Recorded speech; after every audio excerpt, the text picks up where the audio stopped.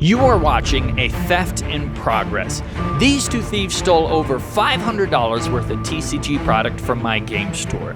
What's worse, this is a problem that affects the entire TCG community, and ever since then I've been thinking about how can we stop these thieves in their tracks. I have an idea that you can use right now to protect yourself, but it's pretty controversial. So in today's video, we're going to be talking about card theft in the TCG community, how game stores and players can prevent it. The reason why TCGs are such a hot theft market is because it's a really easy thing to steal and then flip. Cards are pretty impossible to trace to owners. Anybody can have the same card, and it's really easy to sell to a different local game store. Usually somebody will steal one thing at one game store or an event and then travel a few hours to a different local game store and flip it there or flip it online. First off, game stores, there's a few things we can easily do to cut down a lot on theft. Paper trails. If we have a paper trail with every person we buy product from, if we have a scanned driver's license or identification, that will allow us to keep track of who we're buying from. And if suddenly somebody starts selling us hot product,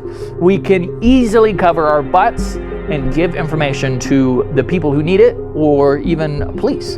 If Chad comes in and sells me a binder full of Magic the Gathering cards, and then later on, a week later, I hear that a binder went missing and was stolen from a player, I now have his identification, hopefully his contact information, that I can turn over to the authorities and get the right products to the right people.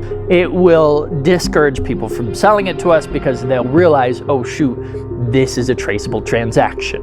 Number two, if stores mark the products that they are selling. If you are selling a bunch of booster packs, get a store sticker, or even better, just use a Sharpie and write on the pack or punch out the corner of that product.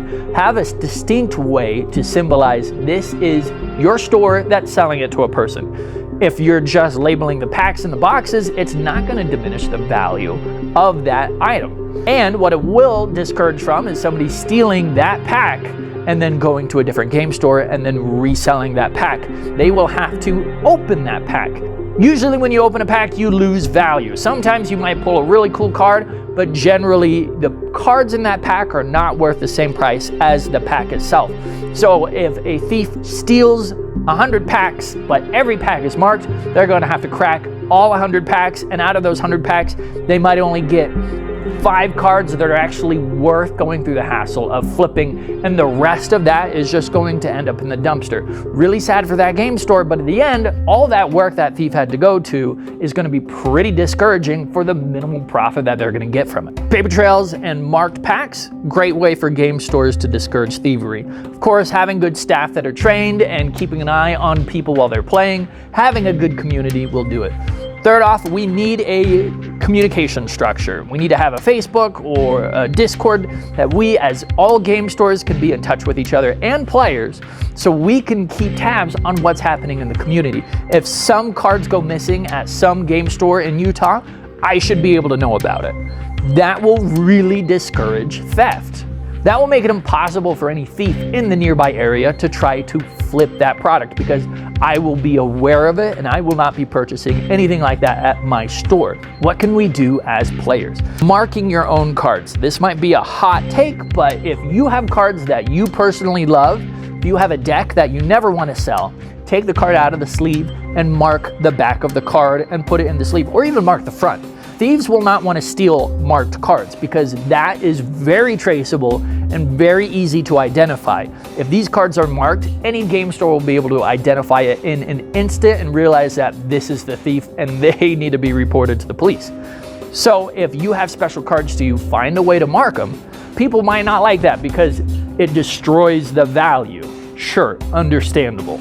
If I was a thief and I went to a local event and I stole 3 decks and it turned out 2 of those decks were marked, out of all of that stress and the work I had to do as a thief, only 1 deck is actually sellable, that is really frustrating. That makes all the work that I did and all the risk I put on as myself as a thief, it really cuts down that value.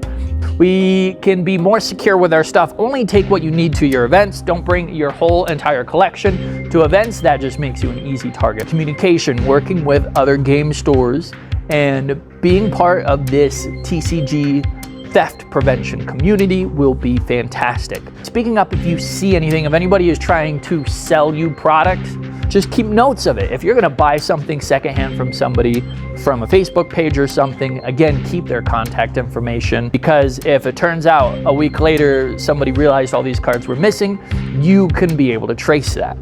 Again, thievery is opportunity. They steal cards because it's easy to flip and untraceable. The more we make it harder to flip and the more we make it traceable, the more we discourage thievery of opportunity. Anyway, that's all I wanted to talk about. I've been thinking about it a lot since my theft, and if you have any ideas, post it in the comments below, because I really want to support and help the TCG be a safe community, and I really hate people who are going to steal opportunistically. Thank you.